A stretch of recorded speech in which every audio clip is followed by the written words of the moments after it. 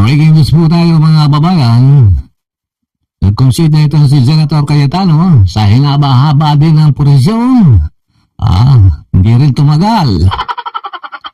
Sabi niya, hindi na raw siya, kahit na raw hindi na siya ang Senate President o SP, siya raw po ang inyong PS, mga DDS.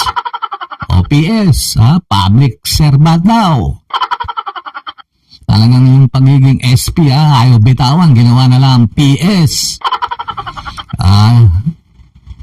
Hindi, alam niyo naman kasi hindi rin siya tatagal, mga kababayan. Pinagpipilitan niya yung sarili niya. Bibitaw din pala. Napala niyo siguro yung blue ribbon ni Mike Defensor, mga kababayan. Maraming bagong dagdag. Dinagdag si Chis Escudero. Si Francis Pangilinan. Anak ng teteng, mga kababayan, pag ikaw ay lumipat sa majority, magkakaroon ka ng maleta. Malamang itong si Joel Villanueva, kung sakasakaling lilipat sa majority, tsaka si Villar, si Villar may maleta na yun, baka dagdagan. Itong si Joel Villanueva, biglang magkakaroon ng maleta. Tsaka yung mga pinapakita nila, yung mga picture, mga kababayan.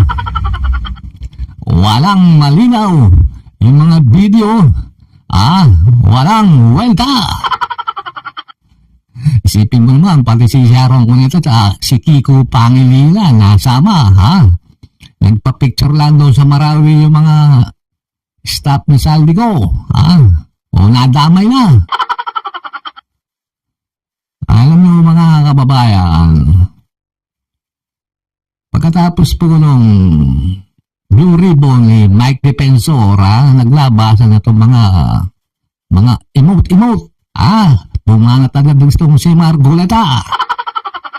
Nakita niya yung itsura ng mukha niya, yung pahawa epek. Makukulong na rin siya. Okay yun, ang mabawasan yung magbulo sa sila, kung sa opisina, kabago mong pasok, nagmamagaling ka. O yan. Yung kaso ni Margoleta. Tapos ito si Cayetano, O ngayon naman, bababa na bilang Senate President, Marami pa kayong pautot, mga hinayo pa kayo. Magtrabaho na kayo!